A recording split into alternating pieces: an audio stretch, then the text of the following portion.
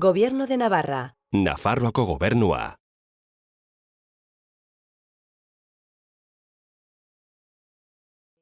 En esta ocasión volvemos a tocar el tema del sector agroalimentario y concretamente el sector bio. No quisiera dejar, porque sé que hay muchas empresas navarras, bueno, todas ellas navarras, muchas empresas representantes de este sector y quisiera daros la enhorabuena. No sé si habéis podido ver los últimos datos que han salido de exportaciones de Navarra. Y el sector en general, no estoy hablando del bio, pero el sector de la alimentación en general, pues ha tenido durante el 2021 un comportamiento muy, muy positivo. Se consolida en ese 15% del total de exportaciones y mientras que hay otros sectores como el de automoción, que claro, ha padecido bastante durante la pandemia, incluso el de renovables, bueno, pues es de los sectores que más ha crecido, ya adelantado al de renovables, estamos en buena racha y en este caso yo creo que la crisis nos ha ayudado en cierta medida de la COVID. Entonces, bueno, pues lo primero, una enhorabuena para nuestras empresas, vamos por muy buen camino, así que nos felicitamos. Bueno, entonces, antes de entrar, sí que quisiera explicar un poquito que vamos a tener un servicio de traducción que ya está aquí operativo con Saulo. Para poder utilizar el servicio, tenéis que clicar en la parte inferior de la pantalla izquierda, donde hay un circulito, una especie de bola del mundo pequeñita, y ahí tenéis que elegir el idioma eso es. El idioma en el que queréis escuchar, que será o castellano o español o inglés. Y a su vez tenéis la posibilidad de graduar el volumen de los dos idiomas. Es decir, que si tenéis digamos, el capricho, el interés de estar oyendo un idioma con el otro de fondo o viceversa, que puede ser también interesante en algunos casos, podéis ir graduándolo con esta bolita que va hacia la derecha o a la izquierda, ¿no? Con lo cual, bueno, pues eso de entrada para empezar. Bueno, entonces, vamos a entrar en materia. Yo voy a hacer una pequeña introducción, un breve, para contextualizar la jornada. Entonces, bueno, yo creo que a estas alturas ya no hace falta insistir en la oportunidad que supone, desde luego a nivel europeo, todo lo que es el sector bio. De hecho, lo hemos venido trabajando. Hemos trabajado el sector bio en Francia, que es especialmente evidente, quizás también por la cercanía. La semana pasada trabajamos el sector bio en Alemania, que también bueno, quedó realmente patente que es una oportunidad. Y en esta ocasión vamos a trabajar el Reino Unido. Reino Unido ahora mismo es el quinto, según los datos que tenemos como mercado europeo en productos bio. Estamos hablando de un negocio, de unas ventas que están en torno a los 2.800 millones y una cuota de mercado ahora mismo dentro de los propios productos alimentarios de 1,6%. Claro, comparativamente con lo que hemos visto en Alemania, son cifras mucho más bajas. En Alemania estábamos viendo 15.000 millones de negocio, ¿no? en 2020. Pero claro, como siempre, lo importante es la tendencia. La tendencia de crecimiento en Reino Unido es aplastante. Entonces, es cuando hay que entrar, hay que estar ahí, ¿no? Cuando todos los parámetros nos están diciendo que el crecimiento es constante en los últimos 10 años y encima, precisamente este último año es cuando se ha dado el mayor crecimiento en productos bio en Reino Unido. Bueno, de todo esto nos hablará Lee Holdstock, que lo tenemos aquí, de la Soil Association Certification. Thank you very much. Muchas gracias, que es el Business Development Manager de la asociación. Y nos explicará el panorama y la situación del sector bio en el país, bueno, en Reino Unido. Después contaremos con Patxi Pastor de la empresa El Navarrico, de la cual es el director comercial, que nos contará su caso práctico, porque siempre intentamos, como ya lo sabréis quienes nos seguís en estos webinarios, que una empresa navarra pues nos cuente su caso, porque siempre es muy ilustrativo y puede ayudar y generar incluso pues eso, un intercambio de opiniones o de dudas y demás. Así que sin más, vamos a pasar a la intervención del señor Lee Holdstock.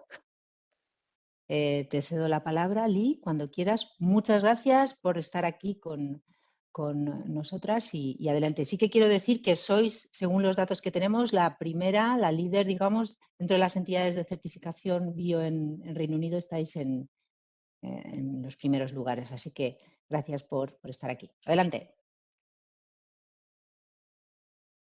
My pleasure. Thank you very much, Miriam.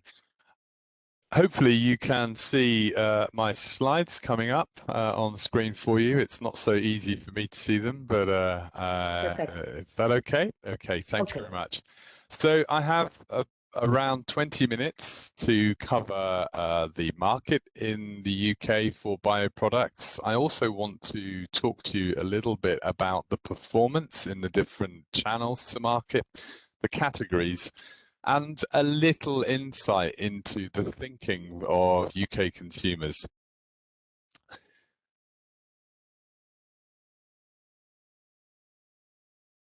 As Miriam pointed out, in the UK, we have seen 11 years of growth currently in the UK. So this is our 11th year, a very, very positive history in the UK. We suffered in 2008 as a result of a global market downturn. The UK was particularly impacted by a reduction in sales of bio or organic products. And this was really due to supermarkets in the UK wanting to sell cheaper products. This was fundamentally what happened. We've been recovering very strongly since then. And this year's growth is 5.2% by value. This is not as impressive as the previous year at 12.6%, and there are many reasons for this, which have been replicated in many countries globally, largely driven by COVID-19, of consumers sensing the importance of health, wanting to eat more healthy food. Also, their shopping habits changing, so more shopping online, where there's good access to bioproducts. So those are the two primary factors, but I will explain more about this in just a moment. Sorry, there's a small delay in moving the slides. There we go. So you can see that in the UK, supermarkets are still performing at a roughly the same percentage as the overall market, minus 3%. So they are always slightly slower than the overall market performance of 5%, so 2.4%. This is a slow year for big supermarket retailers, and I'll give you some insight into why this is shortly. But the real success story in 2021 was home delivery. This is no surprise. Consumers were reluctant to go out to stores. In some cases, they were concerned about the hygiene factors in the stores, contamination, catching COVID. Various factors kept those shoppers at home. Equally, food service was impacted also. Independent retail, so the smaller independent shops, they performed at much the same level as in 2020, so they were less impacted. But overall, we saw 5.2% growth to take us to over £3 billion. So just comparing those routes to market with the previous year, you can see not a great deal of change. Each year, I present data for Soil Association and the UK. I report a 1 to 2% reduction in the multiple retail share. So we know that markets like Germany and France have a better balance of independent retail to supermarkets, but the UK dominance of supermarkets in the bioorganic sector is reducing slowly. So food service is fairly static, but it is the slow growth of independent retail that we're seeing changing the most. So looking at supermarkets specifically, the market is now worth nearly 2 billion in UK supermarket. The important supermarkets would be Waitrose, Sainsbury's and Tesco's, who still dominate multiple retail sales with nearly 70% of the share in organic. In terms of strategy, Waitrose have always had a strong strategy. They have the Duchy Originals brand, which is the brand founded by His Royal Highness Prince Charles. And that has now been purchased by Waitrose and is a private label or private brand for the supermarket.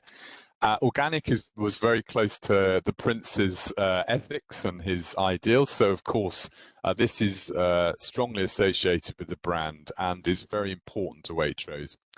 Tesco's are the biggest in terms of overall organic sales, but are perhaps they are not how will I say this, over-indexing in organic. So they are selling around 1.7% of their sales are still organic, so around what you would expect. However, Sainsbury's do slightly over-index, so they are more committed to organic. But overall, we have some representation in all multiple retail in the UK. So Morrison's, Asda, and the German discount supermarkets, Aldi and Lidl, also have a growing representation. And I would say that Aldi are growing their organic very strongly, and Morrison's are turning their attention back to organic. Asda are possibly the most, off the radar with organic in the UK. But important to remember, over a fifth of organic food and drink sold through supermarkets is now sold through their own online services. So this is a really important channel, which is growing. This is organic versus non-organic sales value in the retailers over the last 6 years. So this is a percentage change. You can see here that organic is always outperforming non-organic. The growth percentage is always higher. There was a point in 2018 when the value came very, very close. But since then, what we've seen in terms of organic growth is very much tracked what we see in non-organic. So we're always slightly higher, but we are essentially tracking at the moment. I mentioned online and home delivery, incredibly important channel. We've seen the biggest growth in areas like box schemes. So in the UK, delivery of vegetables and fruit to the home in a cardboard box has been historically an important way for consumers to access fresh produce organically. This is really historical because of the supermarket's lack of engagement in previous years and lack of ranging. And also consumers want to be closer to the producers and the farmers.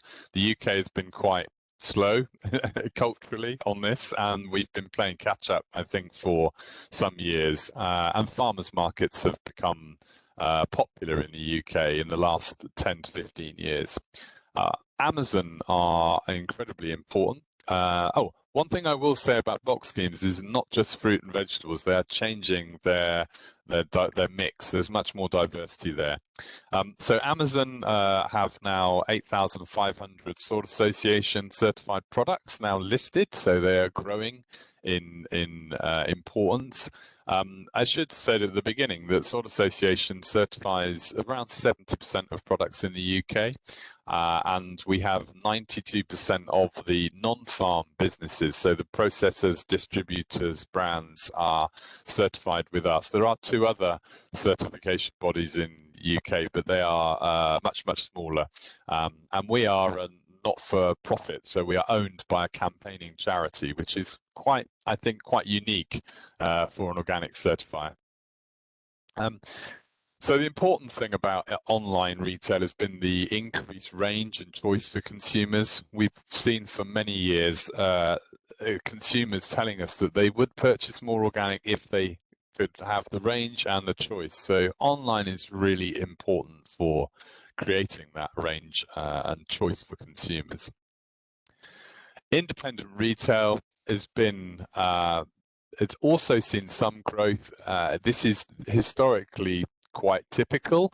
There's been a very mixed picture in the UK during COVID. Some stores opening, some stores closing. We've certainly seen smaller chains of independent retailers. For example, Planet Organic in London are a very important dedicated organic retailer who have had a change in some of their stores. Some stores have closed, they've opened new stores. So we believe that the lack of business footfall or business shoppers in the central business areas of the city has affected some of these retailers. In more provincial, rural areas, less problematic. But fresh products have seen an increase. Younger shoppers have been more interested in shopping in independent retail. And also there's been a lot of investment in the UK, crowdfunding in a number of our growing independent chains to help them open more stores. So here in Bristol, where I am, we have seen a company called Better Food Company is crowdfunded its 4th store, which takes the total to 6 stores. So the communities are very interested in investing in these retailers. Food service, I won't say too much other than it's been very badly impacted. A lot of the growth in food service in the UK has been driven by a scheme that the Sword Association charity, the campaigning side of the Sword Association runs, which is called Food for Life. And like other countries, France, Nordic countries, we have established a scheme which recognises bioproducts in public sector, in schools, hospitals. This has helped to drive some of the organic purchasing. Not very profitable, but helps to give volume to the businesses. And importantly, we have seen less of a reduction in organic food service than in food and drink overall during COVID. So we have suffered less than overall food and drink in food service. Importantly, I'm sure you want to hear about the categories that are performing well. Overall, we have seen growth in most categories. I think the important one here is baby food, which has seen a really big return to growth. I know one of our major brands is owned by a Spanish company, and they have seen incredibly good growth in the UK. We've also seen categories such as beer, wines and spirits growing incredibly well. This has been driven almost entirely by organic wine. So organic wine purchases are growing very, very fast in the UK. In fact, that figure is around 30% if we purely look at wine. So incredibly strong growth, driven by many different factors. So we know that conversion to BO is important for certain carvers, for example, certain control labels. There is a wide-scale conversion in regions of in France, such as Bordeaux. Very big concern about sulfites in wine, naturalness of wine, and also concerns around the connection between the soil and the product is well understood. The French talk of the terroir. Interesting that organic is very relevant when we talk about the connection of the soil to the quality of the wine. So growing very, very well. The surprise figure in here for me is Ambient Groceries. So this is largely in the UK, teas, beverages, soft drinks, confectionery, what we would call staple products, pasta, rice, carbohydrates. This is the first time that I've seen this category slow down or go into negative growth for many, many years. We think this is partly Brexit, impact partly because of the end of stockpiling. So many consumers bought extra goods during COVID, and now they've realized they have lots in their cupboard, so they need to slow down. We expected this, so hopefully this won't last, and we will see the category go back into growth in the near future. Bakery is the only other one worth mentioning. It's very problematic, has historically been problematic in the UK. We sell a huge amount of organic flour, but much of the bread products are made with bio flour, but are not certified and not marketed as bio due to the complexity of certification of bakeries. And the same with beer. We see much artisan and craft products taking the market share, so there's less interest in bio or organic. Just a few words on the consumer, conscious of time. 71% have become more concerned about the environment since the pandemic, particularly younger consumers in the UK. Older consumers are more concerned about things like British origin or provenance and the packaging format, so smaller portions, these kind of issues. But generally, the last 2 years has seen younger consumers motivated to buy media stories around climate change, the climate emergency, the COP21 conference, Greta Thunberg. All of these things have combined to lift the sustainability demand from younger consumers. So 86% of consumers in the UK say they want more natural food without pesticides or toxins. And there's a great deal of concern around the packaging. One problem we have in organic is that we are not the best on packaging because of the regulatory requirement to separate products. Then many organic products are packaged in retail when non-organic products can be sold unpackaged or loose, and this creates a risk of contamination and is challenging, particularly where the supermarkets don't want to have certification inspection. So typically we see a lot of extra packaging, although I will say the industry is quite innovative and advanced on biodegradable packaging. We still sometimes see products that are more packaged than consumers would like. So the top reasons for buying are there on the right. So pesticides still leads the motivation for buying organic, but better for the environment has come much higher in this list than in previous years. So that's moved from around number 5 to number 2. So that's changing quite rapidly, but taste is still important. The perception of quality and also animal welfare is becoming more important as well. In the UK, we're talking about eating less meat, but eating better meat. So there is a third option. You do not have to be vegan or vegetarian. You can eat organic meat and reduce your intake of meat for the sake of the planet. And this is driven an interest in organic meat in the UK in the last 2 years. There is a problem with what we call the say-do gap. So there is a great deal of conversation, and we see this in surveys around the importance of sustainability, but consumers don't always then act on this and make the choices that they say that they want to make. So I think this is our biggest challenge in the UK, to be really clear about the sustainability of organic and actually make it easy for people to buy organic, because they are shoppers are not thinking, they're making very quick decisions. They are, they're in another world when they're in the supermarket. So we know that we have to break those habits and disrupt those patterns, as well as getting consumers to think about sustainability. Just quickly, a few slides on looking ahead. I think we know the global organic sales are increasing. Around 12% of our sales are exported. We know there's opportunities for our export markets. And the reason I mention this is because the UK is still very dependent on import. we do not have the level of government support that we see in many parts of Europe, or indeed in the European community, for organic farming. So we don't anticipate having the level of production. And this is really important for Spanish businesses thinking about export to the UK.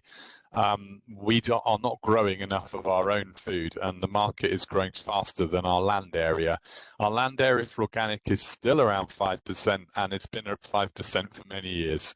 I wish the UK government was more enlightened and more intelligent about the benefits of organic, but unfortunately this is something we are struggling with.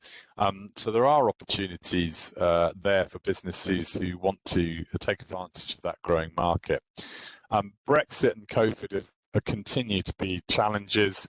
Inflation is now 5.5%. There are concerns around consumer confidence to spend on organic products. They are more expensive. But interestingly, research we've conducted has shown that organic consumers know that it is more expensive, or the perception is that it is more expensive. But at the same number, around 80% of consumers feel it's worth paying that extra money. So there's an understanding and an acceptance. So, but as cost of living rises with inflation, we're concerned. But equally, there is more room for margins to be reduced in organic. If many non-organic products are being sold with very low margin, and there is no room for inflation. So we think that there is going to be some buffer or some safety in the organic market to absorb some of that inflation. I won't mention too much here other than online and innovation in online, increasing availability. All these things are going to be important. An organic is a loyal consumer base. They understand that products are better for the planet, and they're willing to pay more money, as I've mentioned. So making sure they have the choice, and online also gives us the opportunity to communicate the credentials of organic, give them the information about provenance and sustainability, which is difficult in a normal retail format. Finally, I think I have to say a few words about Brexit. It's been the last 2 years of my life has been dealing with Brexit, and unfortunately, it's been very uncomfortable for us. I will say that the Trade and Cooperation Agreement does have some problems. We should not be accepting goods from Europe that are not grown in Europe or processed in Europe. So if they are merely shipped through Europe, so if you're buying coffee beans from Peru, moving them to Madrid or Barcelona and then moving them to the UK, this should not be accepted. At the moment, they are being accepted because the UK is not insisting on paperwork at the border. So we do not require certificates of inspection until July 2022. When we do require these in 2022, it will become very clear that goods that are not of EU origin are outside of the trade agreement, and it will be difficult or impossible to endorse those certificates of inspection. So we're making many European organic bodies aware of this problem. We're very concerned about the damage potentially to European exporters and to UK processed businesses. So we're calling for all European certifiers and businesses to start that conversation with their authorities to ask for a solution, because we feel that this could have big impact for both EU markets and the UK if it is not resolved in time for July. So a big concern of ours. Finally, just a few up-and-coming events. We are continually hosting events at Soil Association certification. Look at our site. We'll be at the Natural Organic Products event in April in London. That's our big organic show in the UK, April the 3rd. We have various webinars and on-farm days, but I would recommend, if any of you companies want to learn a bit about Canada markets, Australia markets, US markets, we're hosting a free webinar on these on the 15th of March. So you'd be very welcome to sign up for that, and I can share details after the webinar. So thank you very much for your time this morning and listening to me. I hope that was interesting and useful. Thank you so much, Lee. It has been really an interesting presentation with many issues, quite, I would say, calling for questions and doubts that I would like to make a little bit later. We will do the questions and answer after next speaker. So thank you again. Patxi. Bueno, vamos a contar ahora con la participación de la empresa Conservas El Navarrico. Contamos con su responsable de marketing, Patxi. Hola, ¿qué Pastor, tal? bienvenido. Hola. Bueno, voy a hacer una pequeña intro de vuestra empresa, pero bueno, yo creo que es sobradamente conocida, pero quizás también para nuestros amigos del Reino Unido. Bueno, pues la empresa Conservas El Navarrico viene trabajando desde los años 50 en Navarra. Ha hecho de la huerta, de la calidad de la huerta navarra su estandarte, es un embajador de nuestros productos. Su manera de trabajar ha sido siempre poniendo en valor, respetando ese producto navarro, esas verduras navarras que tanta calidad tienen, y siempre pensando o teniendo como referencia el respeto, el cuidado, el trabajo artesanal y la salud de las personas. Viene trabajando, bueno, lleva una trayectoria que le ha llevado ya desde hace muchos años a trabajar en mercados exteriores y concretamente, bueno, nos va a contar su experiencia en el Reino Unido.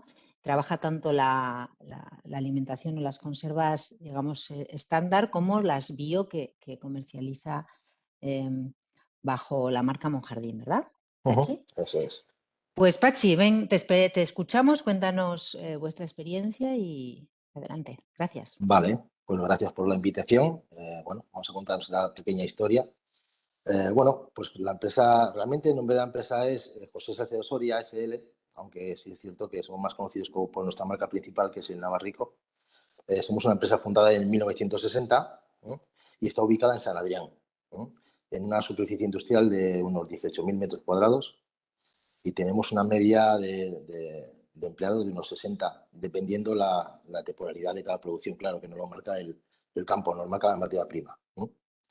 Nos dedicamos a la elaboración de conservas vegetales de alta calidad, conservas vegetales, salsas, cremas, platos preparados y productos ecológicos. Nuestras principales marcas comerciales son Conservas El Navarrico, que quizás sea la más conocida, y para la gama bio lo hacemos con la marca Monjardín Organic. Exportamos el 30% de nuestra facturación total a más de 25 países y el mercado principal fuera de España, en nuestro caso, es Reino Unido, claramente. Pues tanto por la longevidad, por la cantidad de, bueno, por el tiempo que estamos ahí, tanto pues a nivel de facturación y a nivel de número de referencias exportadas. Bueno, para dar un poquito ya, introducirnos ya lo que es el Navarrico dentro del mercado británico, por dar un par de datos así generales, bueno, pues hay que decir que España es el quinto socio comercial del Reino Unido, es un dato a tener en cuenta, y el 8% de las exportaciones agroalimentarias también se realizan allí.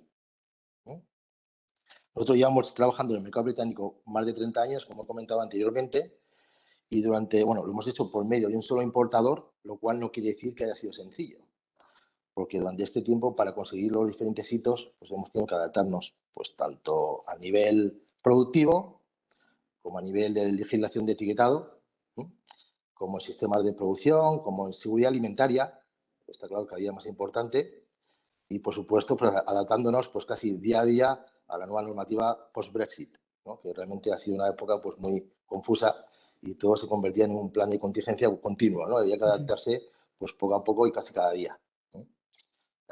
Trabajamos con distintos canales, por un lado la tienda especializada, el canal Oreca, grandes superficies que digamos que trabajan productos de calidad, ¿no? Venta online tanto de nuestro importador directamente como de pequeños retailers que también la tienen, ¿no?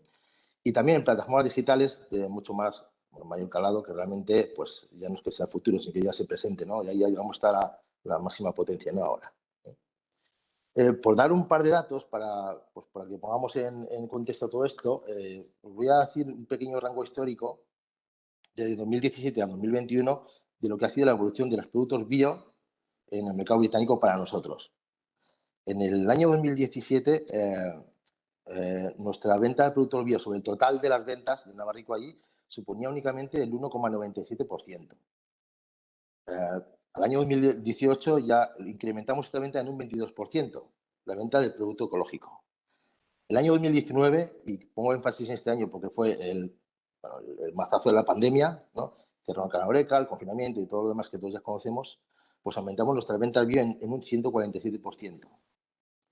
Y en el año 2020 han aumentado un 100% más.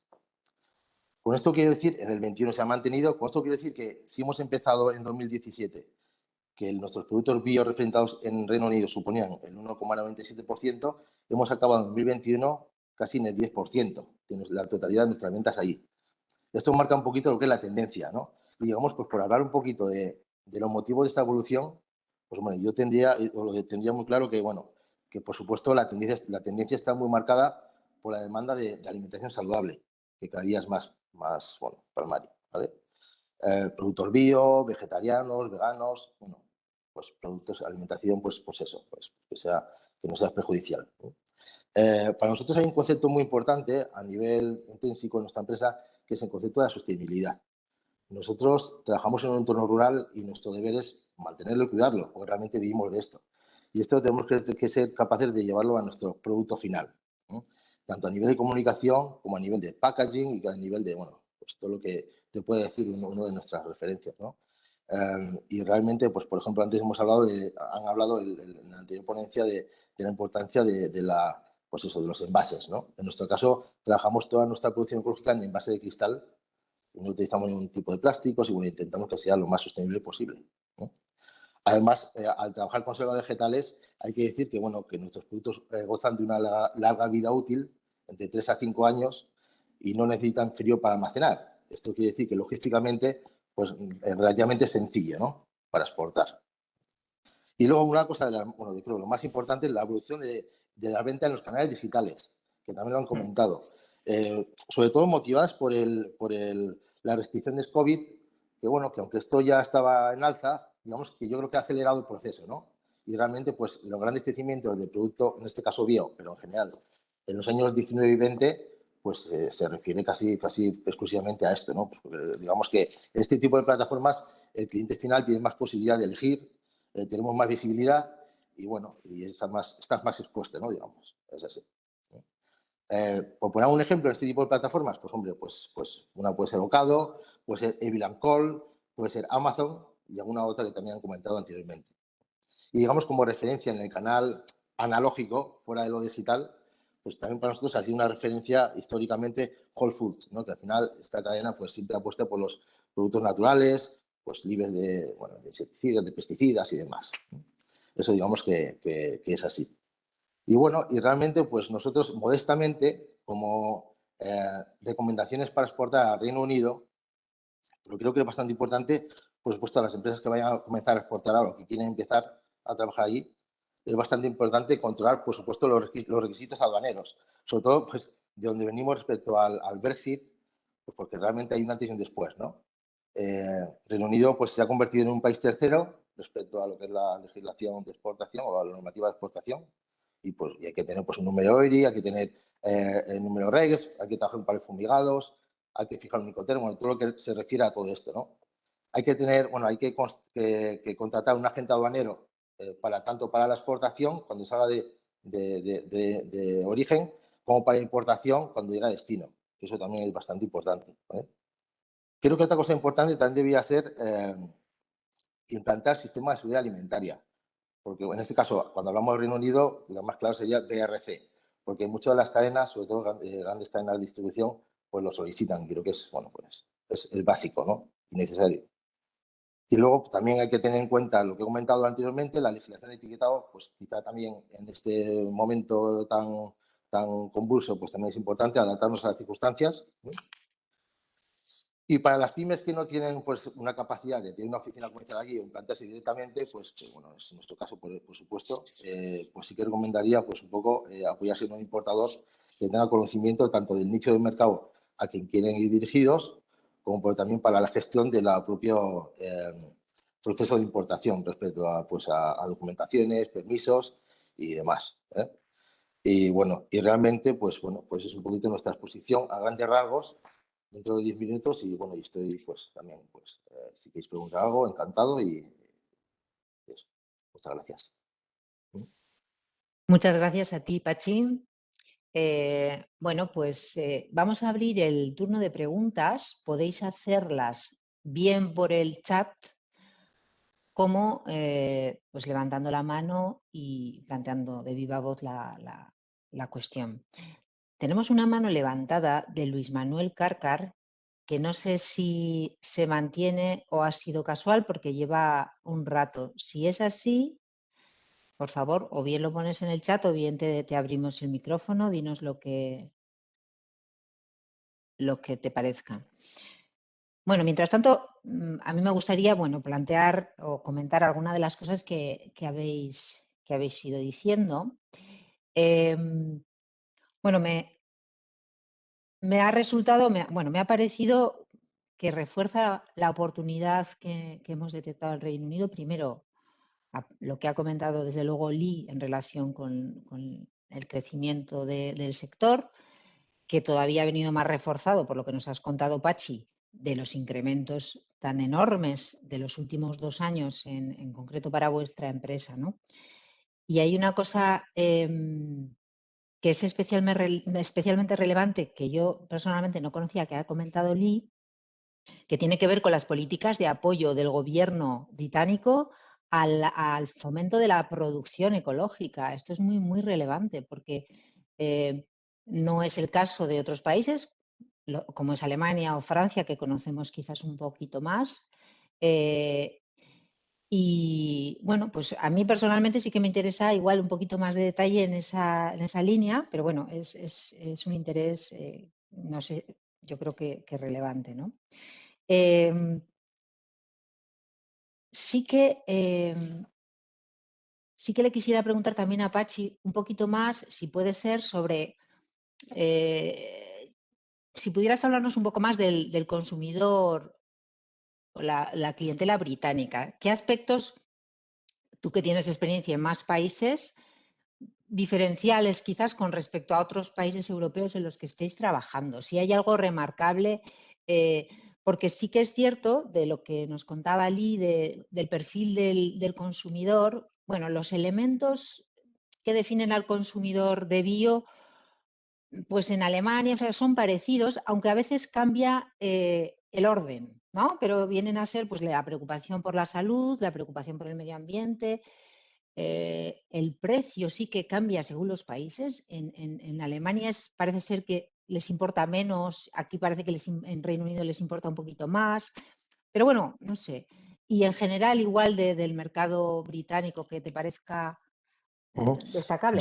Yo primero creo que habría que diferenciar en los diferentes mercados. Si ponemos como ejemplos, por ejemplo, el mercado alemán y el mercado británico, que junto al francés sí que sean los mercados más importantes respecto al producto bio, creo, es una opinión personal, que el mercado alemán, por ejemplo, es un mercado ya mucho más veterano y digamos que ha adquirido los defectos del mercado convencional, del producto convencional. Quiero decir, el mercado alemán quizás se prioriza más el volumen y el coste de los productos, ¿no? Digamos que son grandes compradores y, bueno, o entras a jugar a hacer marcas blancas y a hacer muchísimas unidades y a vender a un precio competitivo, o quizá te quedas un poquito más fuera. Quizá el mercado británico, a mi entender, es más diverso. Es más diverso y además creo que el tipo de cliente también lo es. Entonces, bueno, aparte de que marca tendencias, yo creo que, bueno, Reino Unido generalmente marca tendencias respecto a que quizá el público está mucho más, el cliente está mucho más abierto a, pues eso, a nuevos productos, a nuevas proyectos, a nuevas tendencias. Creo que es mucho más amplio el espectro del tipo de cliente. Incluso yo diría también que pues, realmente nosotros nos centramos mucho de las ventas, están centradas en Londres, Y bueno, y realmente la vida que hay en la calle donde respecto pues, a comer en la oficina rápida, comer en la calle rápido y toda la vida que se está acompañada además de un interés por la comida saludable, que realmente antiguamente quizás no lo era así. Entonces hay mucha más posibilidad. Y luego también el hecho de que las grandes plataformas digitales tengan ya un interés ya fundado en este tipo de producto, pues esto hace todo mucho más accesible. Creo que el mercado británico es mucho más abierto en general que otros que quizás están más encorsetados en un tipo de cliente y mucho más defectuoso respecto a lo que es la esencia del ovillo, ¿no? Muy interesante. Es verdad que nos ha llamado mucho la atención la importancia que tiene Amazon en Reino Unido. Belén, ¿querías comentar algo? Sí, buenos días, gracias. Miren, Belén, para quien no te conozca, pertenece a la empresa Trailing, que es la empresa con la que el Gobierno de Navarra está trabajando en el mercado británico. Adelante, Belén. Gracias, miren. Sí, yo le quería preguntar a Lee si ellos tienen información sobre aproximadamente qué porcentaje de lo que se consume en Reino Unido procede de la importación. Porque como has comentado, al no haber esa capacidad que crezca a la misma velocidad, la capacidad de producción para absorber la demanda, entonces, ¿cuáles serían los principales mercados de abastecimiento? Y si tenéis información también en particular sobre España o sobre qué tipo de productos son los que normalmente se importan desde el Reino Unido. Gracias. Yeah, I think we don't have specific figures on the volume imported because there is no specific import code for organic products. So it's very hard to get good government data on the volumes. But from speaking to businesses, we believe this could be as high as 70%. So we are very self-sufficient in dairy, meat, and some produce, so some fruit and vegetables. But for out of season produce, for exotic produce, of course, we're very dependent. We do import a considerable amount of produce already from the Netherlands and France and Spain in particular. I think where we are quite dependent is on the raw materials, so further processed raw materials. So, for example, I know a lot of our baby food raw materials will come from Spain. So as I showed you in the data, there is a big growth in the baby market. So further processed fruit and vegetables, and equally for processed products in the UK generally, all of the ingredients that are necessary, the majority of them will be imported. So whether that's dried fruit, nuts for the sort of growing snacking market, right through to further processed fruit and vegetables, there's quite a big variety of products that we import. We don't have specific detail on import capacity versus domestic capacity, but our domestic production is still very modest. Probably dairy is the only area I would say that we are fully self-sufficient. Muy bien, thank you, Lee. Tenemos una pregunta para Lee, para el señor Lee, por parte de Luis Manuel Cárcar. Nos pregunta ¿qué supone la certificación de Soil Association a la hora de penetrar en el mercado británico y qué grado de conocimiento tienen los consumidores de esta asociación?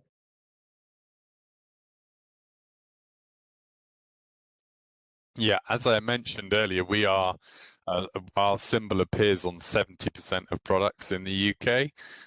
We have been in business since 1945 as an association and a certification body since 1973. So we're very much part of the fabric of the food and farming movement in the UK.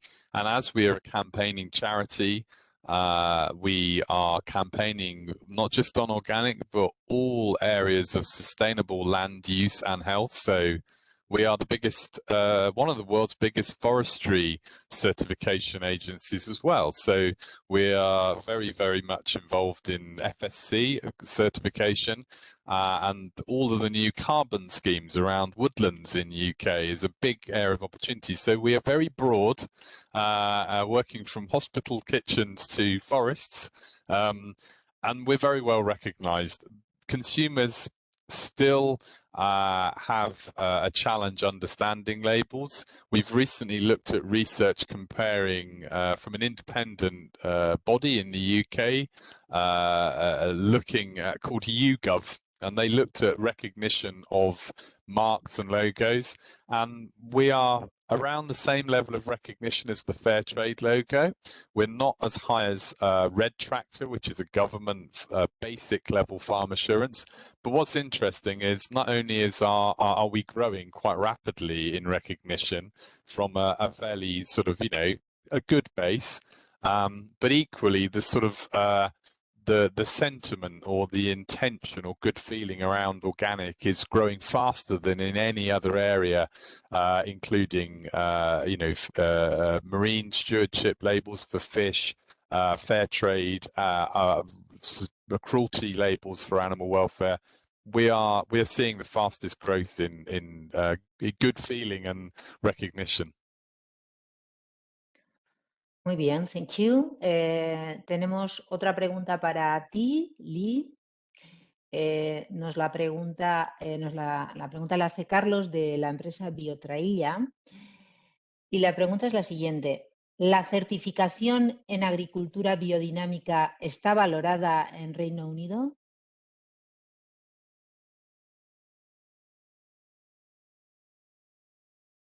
In some areas, yes, it's very small. It remains very small.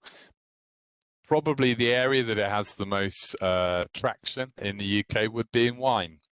Biodynamic wines continue to have their own market niche, but it is very, very small compared with organic, quite specialist. So I think the other areas that we will see challenging organic for recognition that are less similar would be regenerative agriculture, and even free-range animal products and the pasture-fed mark. So this is 100% grass and natural fed animals. These areas are challenging organic. They're still very small, but I think that biodynamic is not at all important in the UK. Muy bien, gracias. Tenemos más preguntas. Miriam nos pregunta que a ver si está definido cómo se van a gestionar las exportaciones de productos bio al Reino Unido a partir de julio, en relación a si hay que trabajar con COI o certificado de acompañamiento de la mercancía.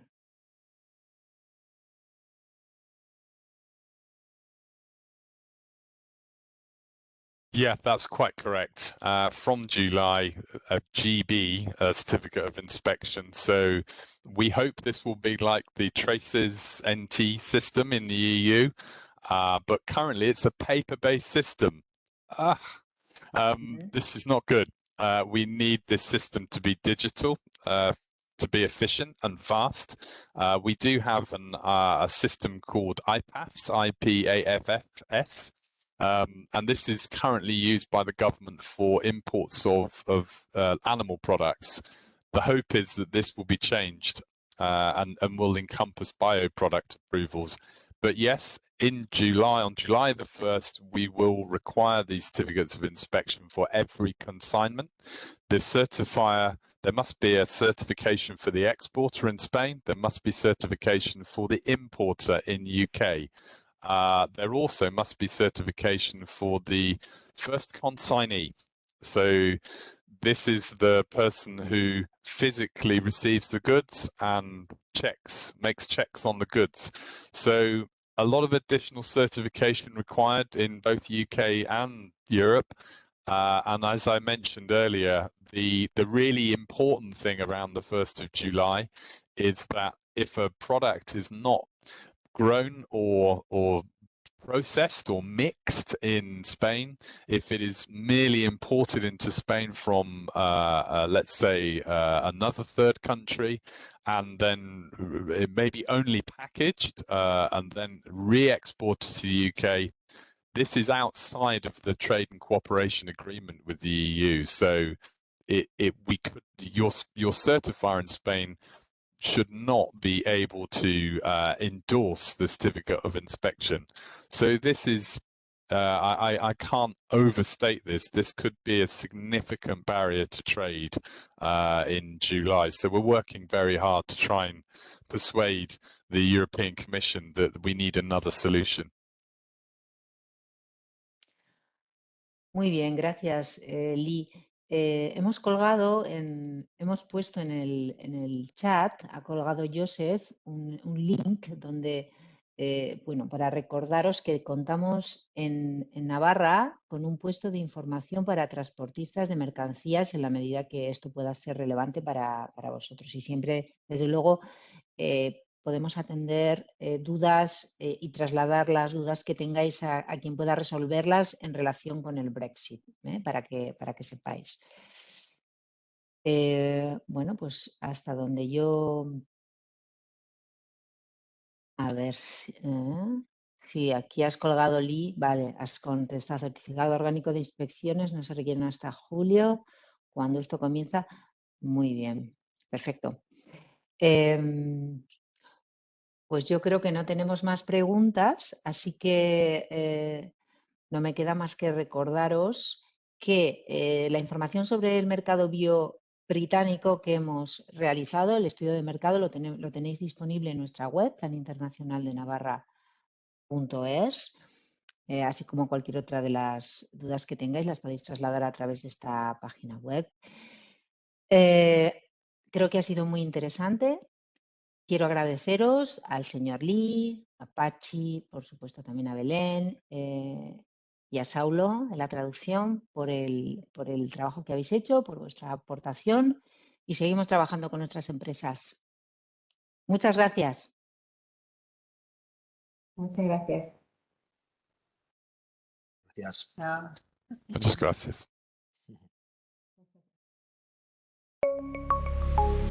Gobierno de Navarra. Nafarroako gobernua.